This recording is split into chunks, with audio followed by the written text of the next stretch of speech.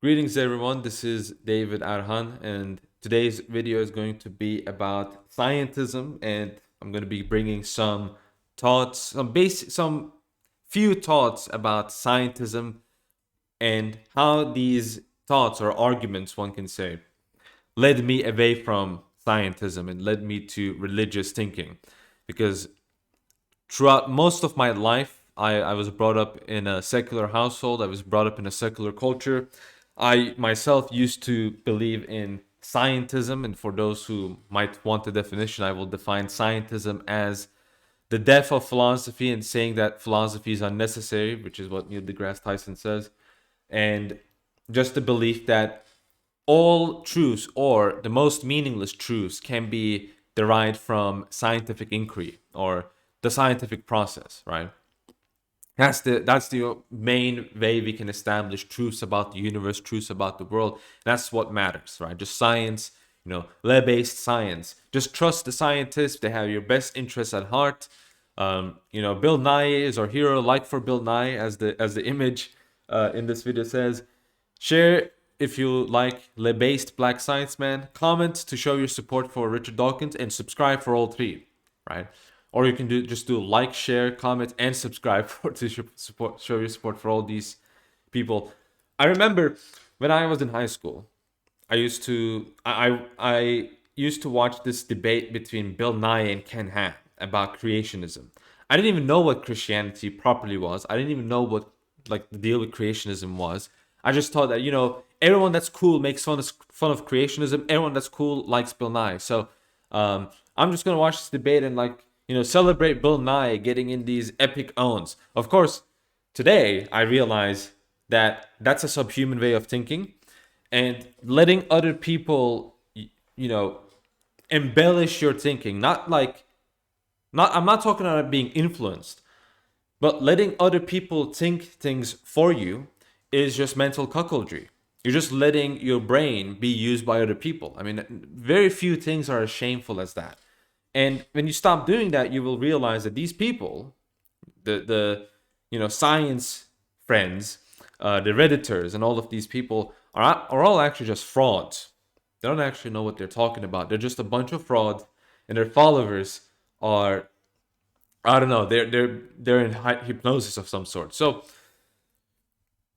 I didn't really have this like special moment, but over time, as I looked into religious thinking, so to speak, this dumb religious thinking, it made me realize, wait a minute, these people are the superstitious ones. And this is why we see a lot of superstitious theories, like, aliens being the source of life, about cannibalism being cool and good, and all of these political views that there's these people's supporters all seem to have. They all seem to support. I'm not saying these people particularly, but these people probably too. But they all like open borders.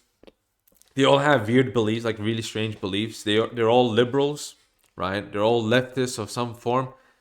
And when I noticed these patterns, I started to realize, wait, there must be something more to it. These people are too cool to be leftists. How can that be true? So to get back to the topic at hand, sorry for rambling too much about, I suppose, unnecessary details, but the thoughts that I had or that I learned of that made me realize scientism is not desirable is just when you try to level up with what you're thinking, you start to see things as if they're much more complex. So let me give you an example.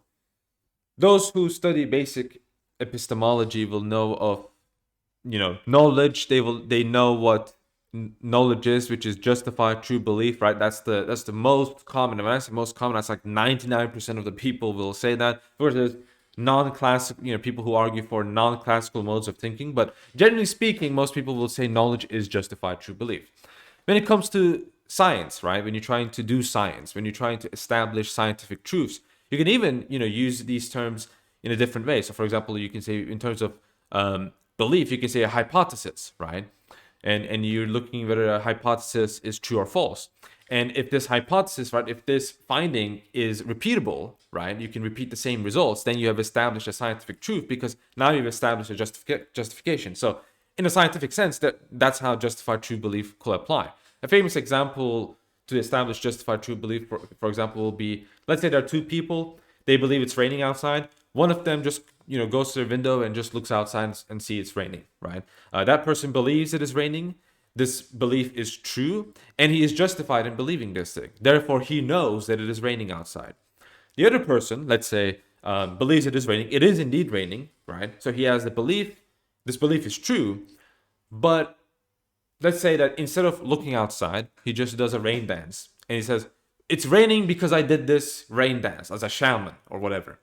Well, that belief is obviously not justified, right? That's not a justified true belief. Therefore, that person doesn't actually know it's raining, even though it is actually raining.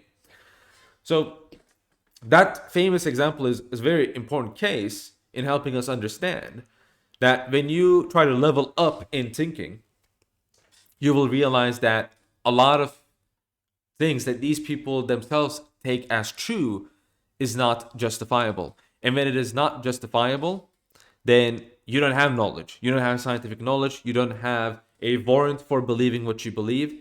It ultimately means that your beliefs, right, this idea that science is, what we must do in order to reach the most important truths, becomes a belief that is unjustifiable and therefore not true.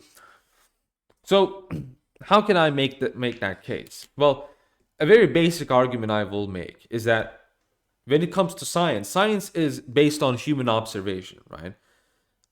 It's based on, collective human observation. Some people might argue as that, right? Human observation is a very key component. This follows then that one must establish human observation as reliable, as justifiable, as warranted. Well, here's the problem. If one were to raise the question, is human observation reliable? And, let's say Richard Dawkins said, well, yes, of course. Right? He tried to argue, yes, it is indeed reliable. Then what is your basis for that? Well, you can't just say that my human observation is reliable because I observe it to be reliable. That's a circular argument. Now, if they want to say, well, yeah, okay, but, I'm going to do it anyway. It's like, whatever. I don't care if it's just, circular argument. Okay. The problem is then I can come up and say, well, I read the Bible. The Bible says it's true, therefore it's true. Obviously, at that point, you're going to say, no, that's a circular argument. But, you didn't have a problem with that kind of circular argument that you did make. So we have to get better reasons.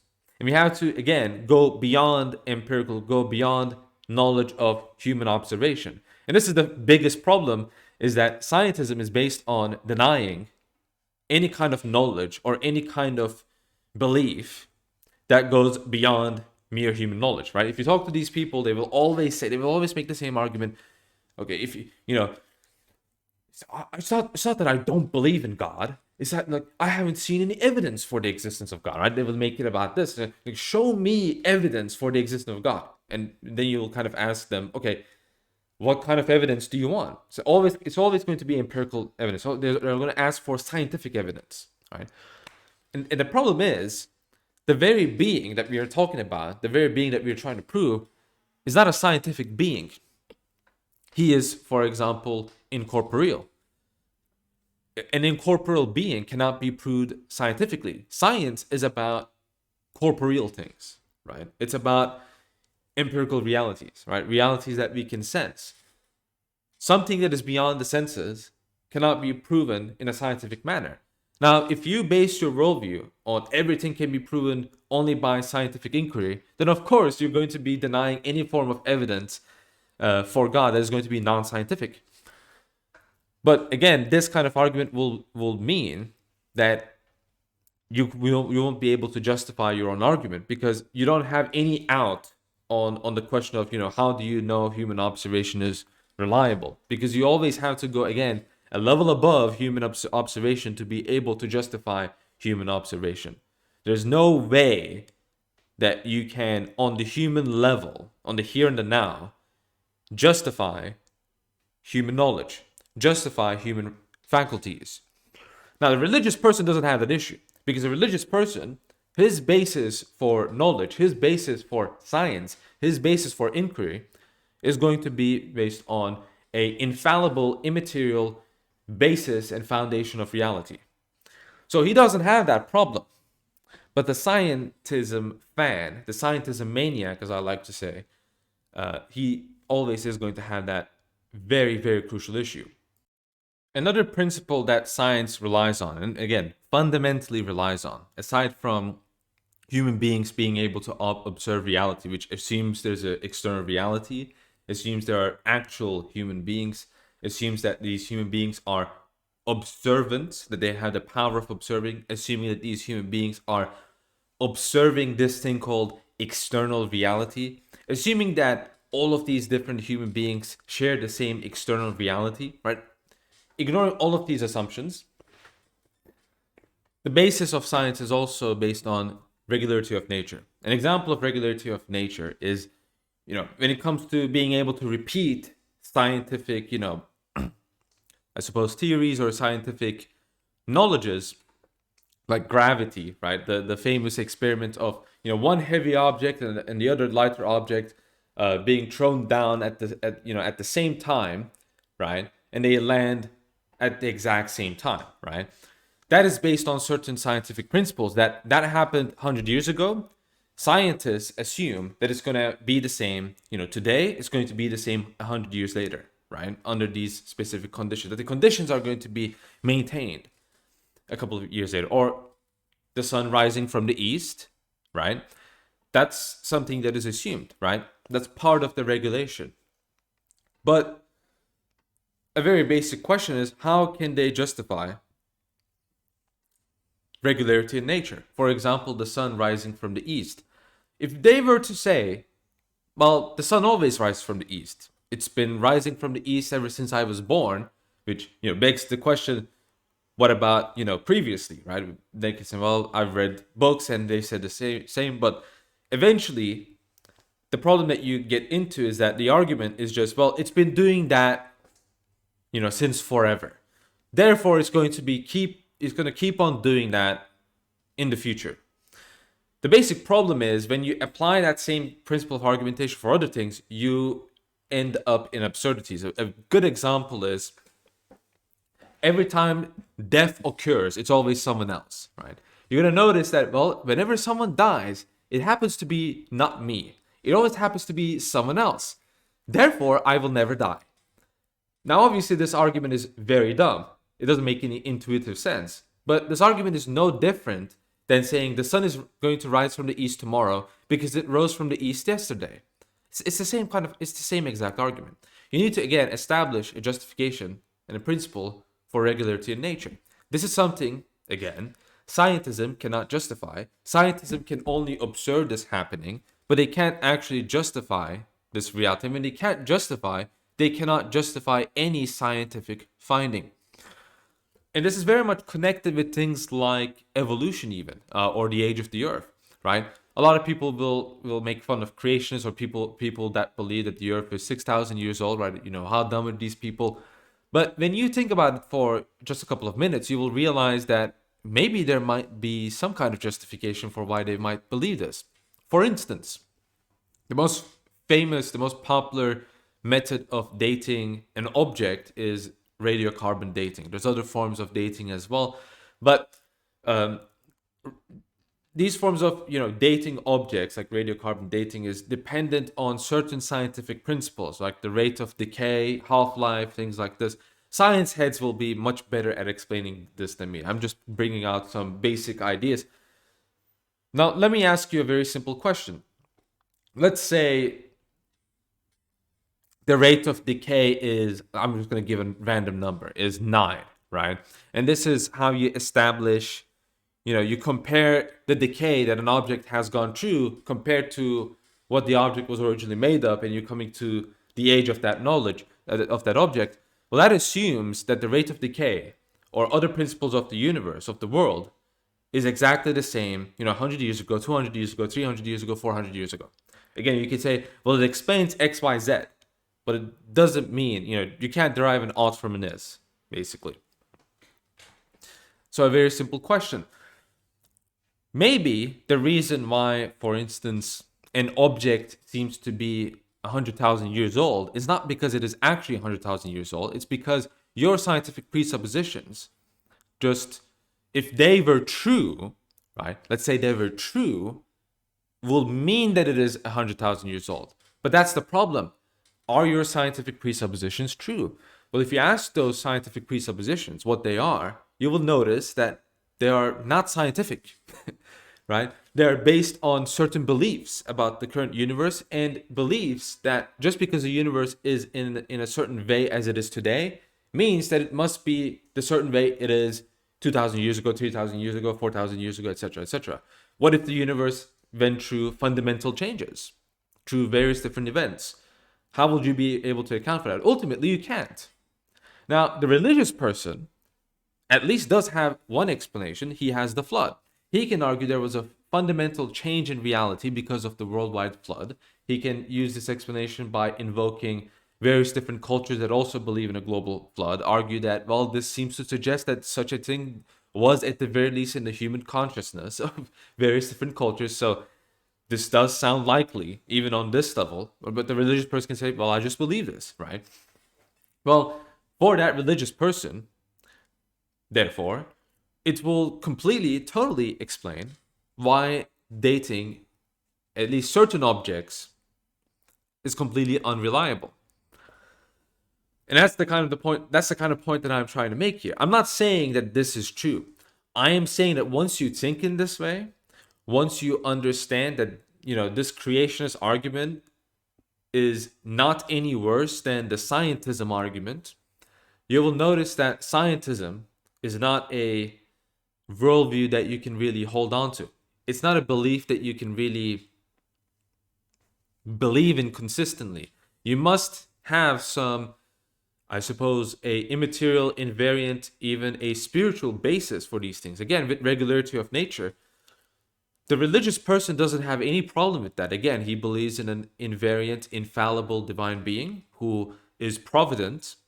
And because of this providence, he has trust in this providence. He has faith in the being who holds the world in his own providence. And he believes that, well, there's regularity in nature. The sun is going to rise from the east tomorrow because there's regularity in nature. Why is there regularity in nature? Because God exists. Again, for a religious person, this is very simple. This is not a God of the gaps argument, by the way, because God of the gaps is about scientific arguments. Like, gravity is too complex for us to understand. Therefore, God must be responsible. I'm not making an argument like that. I am saying that the only basis in explaining certain aspects of reality is the existence of God. You might not like it. You might say, well, we just don't know it yet. But the fact of the matter is, the existence of God is certainly a justification or perhaps even a precondition for certain things that science must have in order for it to operate, in order for it to be justified, in order for it to have any kind of meaning. The final thing I want to end this video with is, for all the showmanship about how they own logic, right? Like atheists and scientism maniacs, for all the showmanship they establish and how they own logic and how they are the logical and rational ones and the religious people are the illogical ones, it is quite interesting that when you ask about the nature of logic itself, they're not even able to account for logic. They're not even able to justify logic. Logic is a conceptual invariant reality. It can be considered to be a thought. It is a necessarily existent thing because logic, knowledge, these things are self-evident. When I say self-evident, I don't mean it in the sense that, well, they have to be self-evident because they just have to, I just want them to be, or anything like that. I'm arguing that they're self-evident because the denial of them, right? For example, denial of logic will have to use logic, right? The denial of knowledge will mean that you'd have to know that knowledge is not real and such things. In that sense, it is self-evident. The denial of them is impossible. But that still doesn't answer how you can justify this, right? Again, logic, laws of logic, or whatever you want to explain it, are necessarily existent for that reason, because they're self-evident. There cannot be a time where logic didn't exist. Laws of logic are thoughts. They're necessarily existent thought, but you will notice a necessarily existent thought has to be eternal. Now, no human mind is eternal, is it? It isn't. And this is the issue. No human being is necessarily existent either, right? There is a possible world that I don't exist. There's a possible world that you don't exist, right? It was possible in a certain world that your existence is just not true. But there is no world in which, for example, 2 plus 2 equals 5, right? I know the 2 plus 2 equals 5, like meme stuff like that, but like, you know, okay, let's be serious. 2 plus 2 equals 4, right? Or 1 plus 1 equals 2. That is not going to change in any other world, right? Because it will be an absurd world, an illogical world, a world that doesn't exist. So logic is something invariant. It necessarily exists. So therefore it exists eternally. Therefore it exists in a necessarily existent eternal mind. Now you realize that for all this posturing, it really is only the religious person that can justify or have an account for logic, because this necessarily existent eternal mind is a divine mind. It is God. For this reason, a lot of what science necessitates for it to be used in a pragmatic manner needs God to be able to be used. Now, I want to make this very clear. I don't want to be misunderstood. I am not saying an atheist or an unbeliever or someone who doesn't believe in the God that I believe. I'm an Orthodox Christian, for those who don't know. I'm not saying that that person cannot do science. Obviously, they can do science.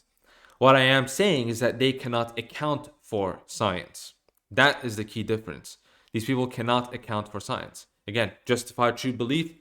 They might have a true belief about science, but they certainly can't justify it. They might have a true belief about logic, but they certainly can't justify logic. And sadly, justification is a critical aspect of knowing certain things.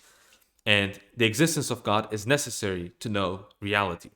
That's pretty much all I want to say. These are the things that I had, found out, I had read about, that made me realize that atheism and scientism was just completely ridiculous. And it was very difficult to be a consistent believer in these things. Certainly, a atheist, an unbeliever might have an alternative theory that 99.9% of atheists don't believe in. I'm open for that possibility. And in that case, there will be different arguments if they can account for some of the things that I've demonstrated here. But in terms of common parlance of what atheism or scientism is, I think this video accurately captures a lot of what they believe and a lot of the reasons why these beliefs are wrong. So if you made it this far, thank you for listening to me, and I hopefully I will see you in the next video or perhaps in the next live stream. Thanks for watching, and I will see you all later. Goodbye.